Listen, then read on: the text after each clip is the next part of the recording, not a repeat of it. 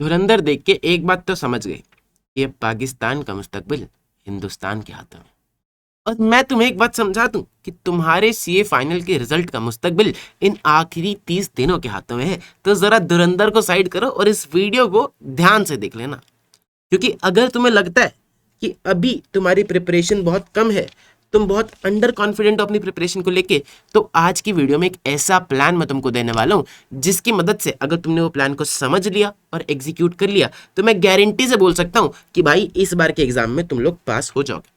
लेकिन वहीं अगर तुम्हें दूसरी तरफ लगता है कि भाई मेरी तो क्लासेस कंप्लीट है, तेरा भाई का तो होगा ही, मैं पूरा कॉन्फिडेंट हूं, और अगर तुमने इसी ओवर कॉन्फिडेंस में इन 30 दिनों को मिस मैनेज कर लिया तो बहुत सारे बच्चों को फेल होते हुए देखा मैंने अपनी आंखों से। तो ध्यान से इस प्लान को सुनना। डेट वाइज प्लानिंग मैंने आपको बताई है, हर एक चीज मैं आपके लिए लेकर आया हूं।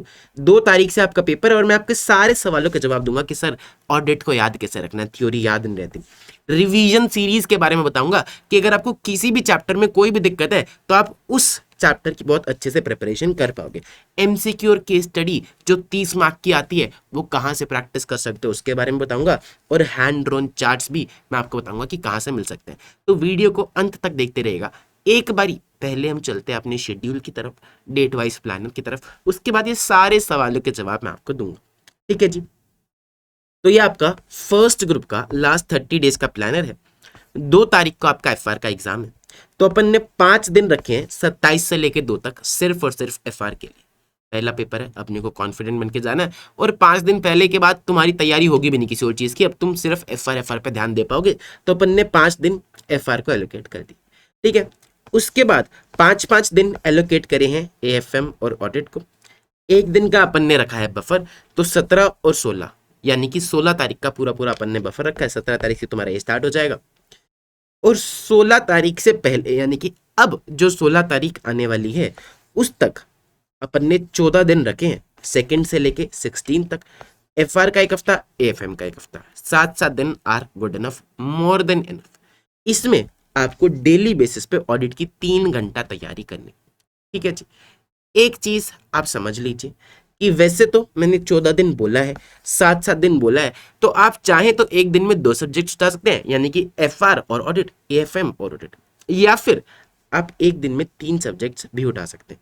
देखो बहुत ही सिंपल सा है, 3 ब्लॉक्स में अपन ने बांटा है। सुबह 6 से 9 हम ऑडिट को दे देंगे, उसके बाद 11 से 3 का 4 घंटे का स्लॉट, 4 घंटे का स्लॉट गुड इनफ होता है ना। 4 घंटे में अच्छी खासी तैयारी भी होती है, कुछ ढंग से हम कर भी पाते हैं, और 4 घंटे में हम थक भी जाते हैं। तो 9 से 11 मैंने आपका ब्रेक रखा है, 3 से 5 2 2 घंटे का मैंने आपको ब्रेक भी दिया। तो 5 से 9 4 घंटे फिर से हम एक सब्जेक्ट को देंगे, 4 घंटे एफआर को, 4 घंटे एफएम को। एक दिन में 11 घंटे आप पढ़ सकते हो, बहुत इजीली पढ़ सकते हो। 2 2 घंटे का बीच में ब्रेक है ना। 9 बजे के बाद मैंने आपको कोई काम भी नहीं दिया, आप आराम से 1 घंटा तफरी मारो फिर सोचो। तो ये शेड्यूल बहुत इजीली फॉलो हो सकता है। अगर आप ये करना चाहो तो ये फॉलो कर लो। अगर आप 2 ही सब्जेक्ट पढ़ना चाहते हो तो 3 घंटा सुबह ऑडिट का, और फिर बाकी दोनों स्लोट्स आप एफआर या एएफएम के आप दे सकते हो। बात समझ में आती? तो 7 7 दिन इसके दे दिए।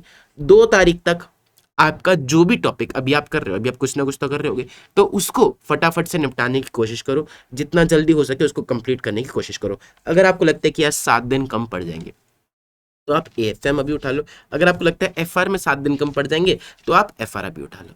तो जो चीज कर रहे हो या तो उसको कर लो, या फिर जिस सब्जेक्ट में आपको दिन कम लग रहा है उसको उठा लो। एक बहुत इंपॉर्टेंट चीज जो बहुत सारे बच्चे गलती करते हैं इज मॉक टेस्ट। अब मेरे को पता है कि आपने बात 1000 बार सुनी है, पर मैं एक बार फिर आपको ये बात बताता हूँ क्योंकि ये बात है ही इतनी इंपॉर्टेंट।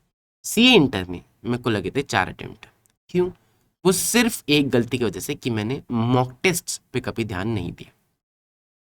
अगर मैंने मॉक टेस्ट दिए होते तो मैं अपनी गलतियां पहले ही पकड़ पाता और मैं उनको ठीक करके पेपर में पास हो जाता। लेकिन क्योंकि मैंने मॉक टेस्ट नहीं दी तो मैंने गलतियां करी वो पेपर में, और मेरे को लगे 6 6 महीने के 4 अटेम्प्ट। सीए फाइनल में मैंने पहले दिन से डिसाइड कर रखा था कि भाई जिस दिन डेट डिसाइड होगी उस दिन मॉक टेस्ट दिया जाएगा। और मैं आपको एक चीज़ और बता दूं कि आपका सिलेबस कंप्लीट नहीं होगा, आपकी रिवीजन कंप्लीट नहीं होगी। आपको लगेगा कि यार ये 3 घंटे मॉक टेस्ट देने की बजाय मैं एक और टॉपिक कर लेता हूं, वो ज़्यादा बेटर है, पर नहीं। सबसे ज़्यादा हाईएस्ट रिटर्न ऑन इन्वेस्टमेंट आपको मिलेगा मॉक टेस्ट पे। लिख के ले लो। तुमको अभी भी डाउट है तो मैं तुमको एक आखिरी बात बता देता हूँ कि भाई सीए कौन है यहाँ पे, तुम हो कि मैं हूँ? ऑब्वियसली मैं हूँ। मैंने फेलियर भी देखा और मैंने फर्स्ट अटेम्प्ट भी देखा, मैंने 30 नंबर भी देखे और मैंने एग्जामिशन भी देखी है। ठीक है, तो मेरे को पता है, मैं उस जर्नी से गुजरा हूं जिस पे तुम अभी खड़े हो। तो प्लीज मेरी बात मानो, एज अ बड़ा भाई मॉक टेस्ट देना बहुत बहुत बहुत जरूरी है। और मॉक टेस्ट कहाँ से देना है, तो हमारी वेबसाइट पे डिस्क्रिप्शन में मिल जाएगा लिंक। वेबसाइट पे जाके तुम मॉक टेस्ट परचेज कर कहीं से भी कर सकते हो, मेरी वेबसाइट पे भी कर सकते हो। मैं बस अपने वाले मॉक टेस्ट के फीचर्स बता दे रहा हूँ कि पूरी क्वालिफाइड सीएस की टीम है जो कि वैलिडेट करती है। हमें बहुत वक्त लगा इस टीम को जोड़ने में। हर एक पॉइंटर पे आपको रिप्लाई मिलेगा, हर एक आंसर पे आपको सजेशन मिलेगा कि भाई कहाँ पे इंप्रूवमेंट करी जा सकती है, क्या चीज़ें बेटर करी जा सकती है। सेकेंडली, 3 दिन के अंदर आपको कॉपी चेक होकर मिल जाएगी। एंड लास्ट में आपको मिलेगी एक चैप्टर वाइज एनालिसिस रिपोर्ट, जिसमें आपको दिखेगा कि भाई हर एक चैप्टर में कौन सा चैप्टर आपका वीक है, कौन सा चैप्टर आपका बढ़िया है, ताकि आप अगली बार देखो। मॉक टेस्ट देना क्यों जरूरी है, क्योंकि जब आप यहाँ पे मॉक टेस्ट दोगे तो आपने सोचा 70, आपके आएंगे 40। ठीक है, तो जब आपके 40 आए तो वो 30 नंबर आपने सोचा था लेकिन आए नहीं, तो वो 30 नंबर में कहाँ इंप्रूवमेंट लानी है वो तुम यहां पर ला पाओगे। अगली रिवीजन्स में तुम अपने 30 नंबर को इंप्रूव कर पाओगे। बात समझ में आती? ये है ये है मॉक टेस्ट देने का फायदा। जब तक आपको पता ही नहीं कि गलती कहाँ कर रहे हो, कि प्रेजेंटेशन में गलती है कि लैंग्वेज में गलती है, तो आप इंप्रूव नहीं कर सकते। तो आपको पता लगाना है पहले ही, यहाँ पे इंप्रूव करना और यहाँ पर आपको पास होकर दिखाना है। बात समझ में आती? This was your plan. अब आपके कुछ बहुत इंपॉर्टेंट सवाल कि सर आपने कहा था आप बताओगे कि थ्योरी को कैसे रिटेन करना है। मैं बताता हूँ कि थ्योरी को कैसे रिटेन करना है। ये देखो जरा, आप ये चैनल पे जाओगे, सी एच राग गर्ग, इस पे क्लिक करोगे, वीडियो पे जाओगे और नीचे आपको एक वीडियो दिखेगी ये वाली, you are studying audit wrong. ये वाली वीडियो पे आपको क्लिक करना है। ये वीडियो जब आप देखोगे तो इसमें मैंने एक ऐसी टेक्निक बताई है जिस पे आप बहुत कम टाइम लगा के बहुत लंबे टाइम तक थ्योरी को रिटेन कर पाओगे। दिन के सिर्फ 10 से 15 मिनट, आपको फ्रस्ट्रेशन भी नहीं होगी, आपकी मल्टीपल रिविजन्स होंगी। इतने कम वक्त में आप बहुत अच्छे से थ्योरी को रिटेन कर पाओगे, ये मेरा वादा है। ठीक है जी, ऐसे ही कुछ भी नहीं डालता मैं। जो बच्चे मेरे को पहले से जानते हैं उनको पता है कि मेरी क्वालिटी और बाकी टीचर्स की क्वालिटी में जमीन आसमान का फर्क होता है। तो एक बार ये वीडियो देखना, उसके बाद तुम खुद समझ जाओगे कि भाई ऑडिट को इस तरीके से करना है। मैंने खुद इसी टेक्निक का इस्तेमाल करा था और मेरे बहुत अच्छे नंबर आए थे। बात समझ में आती? तो आपको ये वीडियो देखनी है। दूसरी बात, रिवीजन सीरीज। तो इसी चैनल पे आपको प्लेलिस्ट में जब आप जाओगे तो ये CA final audit ultimate revision series आपको मिल जाएगी, ब्लू वाली वीडियोस। इसमें मैंने हर एक ऐसे हर एक चैप्टर की रिवीजन सीरीज डाल रखी है, with hand written charts, with memory techniques. बहुत सारी चीजें आपको याद भी करा रखी है, तो जोन से भी चैप्टर में आपको दिक्कत है आप वो यहाँ से कवर कर सकते हैं। ठीक है जी। एमसीक्यू एंड केस स्टडी की प्रैक्टिस कहाँ से करनी है, डिस्क्रिप्शन में आपको एक स्पेसिफिक चैनल का लिंक मिलेगा। एक तो मेरा मेन चैनल है ये वाला, CA final audit with CA Chirag कर, ये तो मेरा मेन चैनल है। तो इस पे आपको हैंड रिटन चार्ट्स मिल जाएंगे, इस पे आपको हैंड रिटन चार्ट्स मिल जाएंगे।